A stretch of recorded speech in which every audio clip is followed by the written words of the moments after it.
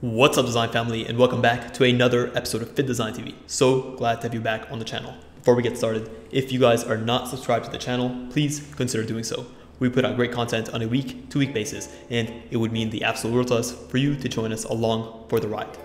On today's episode, we'll be looking at one of the sportswear industry's most widely used fibers, spandex. Spandex is an incredibly stretchy fiber that formulates most of your favorite sportswear apparel brands' collections. This is a fiber that we're going to be quickly unpacking, understanding what spandex actually is, taking a brief look at its history, understanding the potential environmental impacts of spandex production, and ultimately looking at the key characteristics of this fiber that make it such a suitable addition to any sportswear collection textile solution.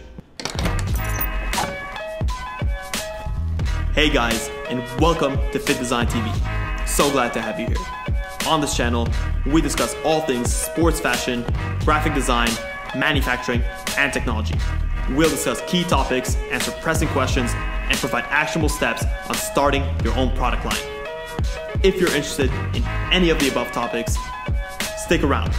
You're in for a good one.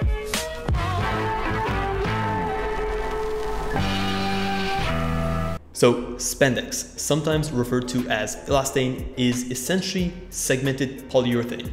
This is created as a byproduct of petroleum production, and this synthetic fiber is actually predominantly white in color and is pretty much put into garments to provide a lot of elasticity, which it's really good at doing.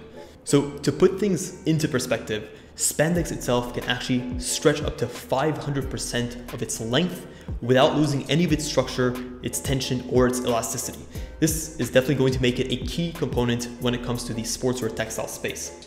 Spandex was developed in 1959 by a company called DuPont. This was originally considered as a cost-effective alternative for the natural fiber rubber. The fiber itself was originally called Fiber K and was later incorporated by DuPont into the trademark name Lycra, as a way for DuPont to actually distinguish their own fiber from the generic fibers that began cropping up on the market. Lycra was an instant hit and was quickly incorporated into all sorts of sportswear, swimwear, undergarments, and a bunch of other types of apparel that actually required high stretch and dynamicism.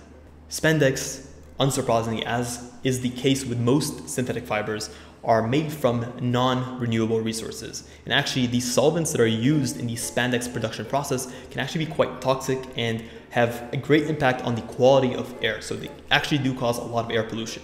In the last couple of years, this potential to cause such major damage to our environment has been combated by the creation of what is known as bio-based spandex. And what bio-based spandex tries to do is it tries to remove the toxic solvents that are used in the spandex production process, thereby trying to eliminate or massively reduce the air pollution that is caused.